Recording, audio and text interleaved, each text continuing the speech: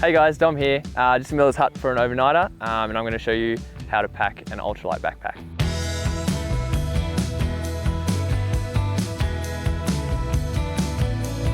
Alright, so first of all, you're going to have your backpack, obviously.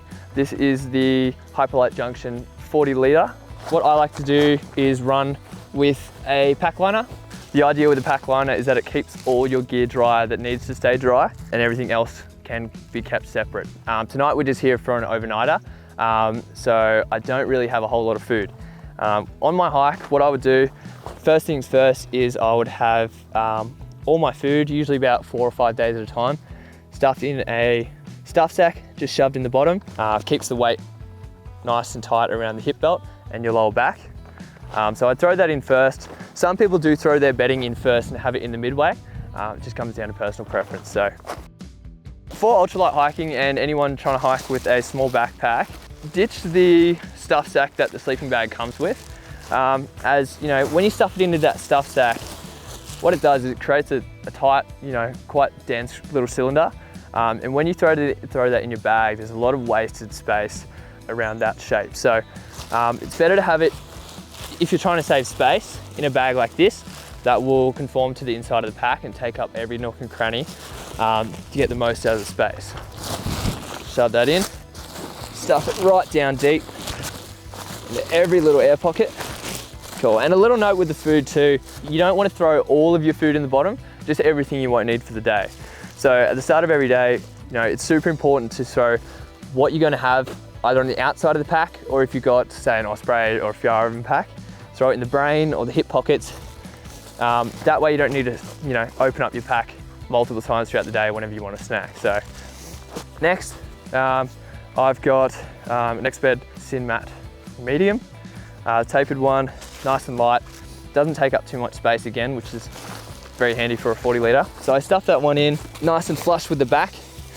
This is a framed pack, but I do like to have everything nice up against the back.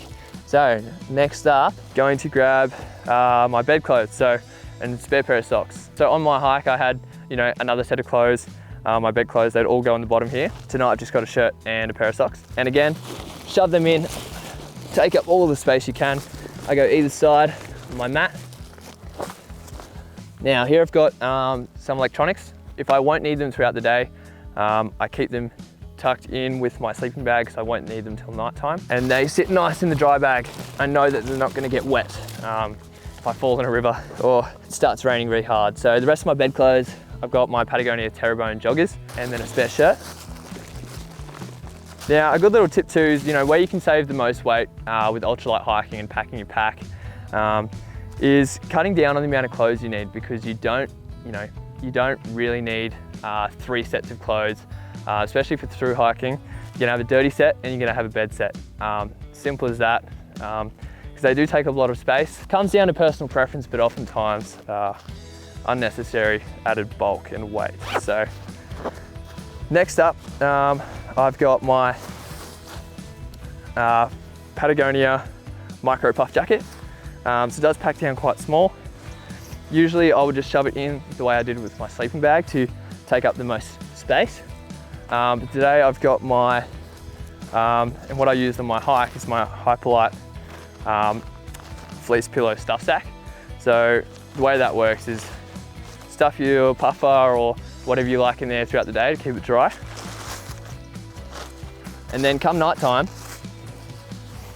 all you want to do is shove that puffer back in. Or if you're sleeping with your puffer on, I threw my wet rain jacket, anything you've got, you can throw it in there. Dirty clothes, whatever, and that's going to keep it separate from everything. And this has to be the most comfortable, luxurious pillow I've ever hiked with, and it'll be my go-to for a while. And the multi-function is pretty invaluable when you're trying to save weight. So I will chuck that puffer in there with the pillow, but it can be outside of the dry bag as it is a dry bag itself. So it's going to go tight in the bottom. And then pull my pack liner shut, push out all the air. I want to make the most room possible, and I roll it shut tight. So next up, we've got the Snow Peak Mini Solo Combo 2. This was my cook set In here I've got my gas canister stabilizer, as well as my Soto stove and the lid and all the rest, all wrapped in a cloth. You can use a Chuck's towel or a tea towel. These light load towels are the lightest I could find. They keep everything nice and snug and will prevent most rattling. So it's much appreciated when you're walking all day. Next up, there's a few items. So I've got my waterproofs here. I've got my Patagonia Torrent Shell 3-litre pants, and I've also got my Patagonia Torrent Shell 2-litre jacket, which I've had for a few years. So what you can do here, if it's, it looks like a rainy day, I will strap these on the top of my pack, or I'll leave them right at the top. Because I know the weather's fine today, I'm just gonna throw those in here. Lastly, I've just got my shelter. So Hyperlight Ultimate 2 as the outer. So this is my main shelter. In here we've got the extension straps along with my pegs. And then this is the half insert. So some days when this was wet, or if I didn't have as much room in my pack after picking up a food drop, I would also strap this on top. We'll throw in the half insert first, and then I'll throw in the outer, because that'll be the first thing I grab out of my pack when I get to camp. You don't want your shelter at the bottom of your pack because you have to rip everything out to get to it. If you just want to get to camp and set up straight away. Spinning round, I like to roll this one quite tight, and then I'm going to go ahead and clip the sides down, tension it off, keep everything nice and compact. With this compression strap here, this is where I would put my shelter, strap it on the top here, along with my rain jacket, rain pants, anything that I wanted, easy access throughout the day. So we'll tension that one off. Everything's nice and snug. Moving on to water. Here I've got two 1.5 litre water bottles, just your standard. Shove those in either side. And again, I push them right up as close to my my back and my hip as possible, because that's where the greatest weight will be distributed on the hip belt. Next up, little treat for an overnight. Nice drop from home, Chimney River Brewing Co. Full grunt. Lots of yapping. Water bottle holder attachment for the porta pack.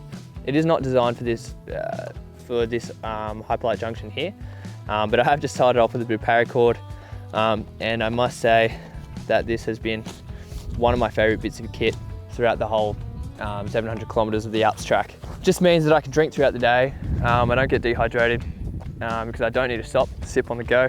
Moving along, you've got your food for the day. So as I mentioned earlier, the bulk of your food is going to be in the bottom, and the rest of the food and any other items you need throughout the day you want to have readily accessible.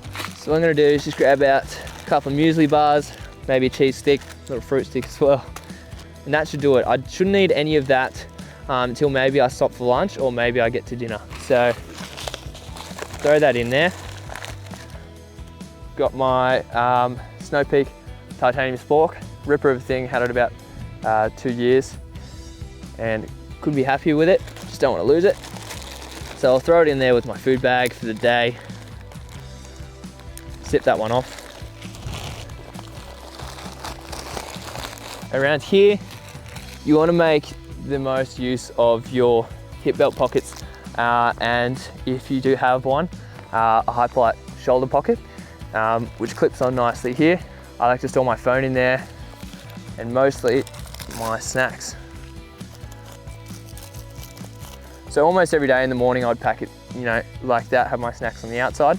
And one of my favorite things about this shoulder pocket here is after you've had a bar, you've got the wrapper, instead of having to stop and open up your rubbish bag, I stuff my rubbish just in this pocket, and then at the end of the day, just grab it all out and put it in my main rubbish bag. So again, it all comes down to efficient hiking, stopping the least amount of time. Here I've got my Katahdin Beef-Free 1 litre water filter. These things are fantastic.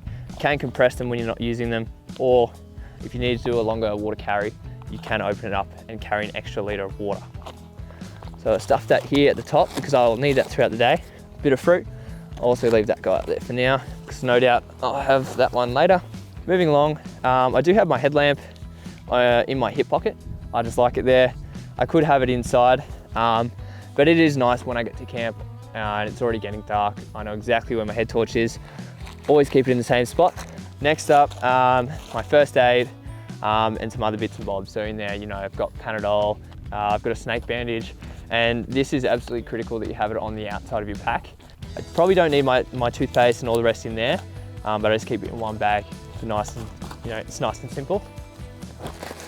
Shove that right down the side. But yeah, can't stress having first aid, you know, on the outside of your pack enough. You know, too often we see people with their snake bandages, first aid kits tucked deep inside their bag. You get bitten by a snake, the last thing you want to do is go scurrying through your pack. It's really important to have it right there, ready to go. The Cedar Summit Wilderness wipes stay fresh in the bush. You can go with a standard bog roll. That is going to be up to you. I do find the wet wipes to be a luxury out in the bush, and they do take up less space than a roll. I also don't have to worry about them getting wet. The Petzl Sparta climbing knife. On my recent trek, I was hesitant to take a knife. There haven't been many times when I have needed a knife. The few times I did on this trip, I was very glad to have this one, and you know, 40 grams. I actually like to clip this on the hydration access point. If you've got a Camelback or something like that, you can have it in there. But I clip my knife to the outside here because, you know, it's always there when I need it, if I do need to cut open anything. My PLB, this is from Rescue Me. It's a Rescue Me PLB 1.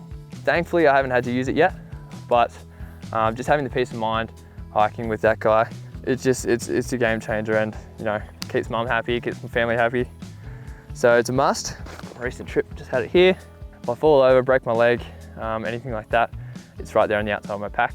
You know, if you're doing a side trip, you want to leave your main pack at the base of the trail, do clip this to, you know, if you've got a little hip belt or something like that, it's good to have with you. Next up, sunscreen. Stay safe. Another little light load towel. These things are fantastic. Again, I believe it's between 10 and 15 grams. They're super absorbent, so I'd go for a swim in the river, you know, freshen up when I need to, and I'd be able to dry off my whole body with that. You know, dry your feet after crossing a river. Next up, I've got my waterproof socks. You know, I've got a few grass seeds and things on them there. They're a little bit dirty, so I'll usually have them on the outside of my pack. Almost at the end, we've got my buff net gaiter here, which I use every single day. When I was cold, I'd chuck it on, especially when, you know, you're hiking up in the mountains, you're very exposed. Covering it over your nose and your face really seems to keep you warm. So I'd usually have it around my neck, but when I don't, when I'm hiking up a hill on a hot day, I've got my sun hoodie on typically, and I don't want to overheat, so I'll just wrap it around that shoulder pocket there, and it seems to sit quite nicely. Car keys, again, this is just for the overnighter. Chuck them in the bottom there, and that's everything. You want to make sure all your pockets are zipped up before you go. I will actually throw my phone in there, just because it's nice to snap photos along the way. As you can see, that's everything. This is essentially everything I took on the Australian Alps Walking Track, and it's quite an ultralight way to pack a backpack, especially down in 40 litres. It's really nice to not have to carry around such a heavy load. Really helps with the hills, helps with your knees, your feet, everything. I was very happy with it. Chuck that one on.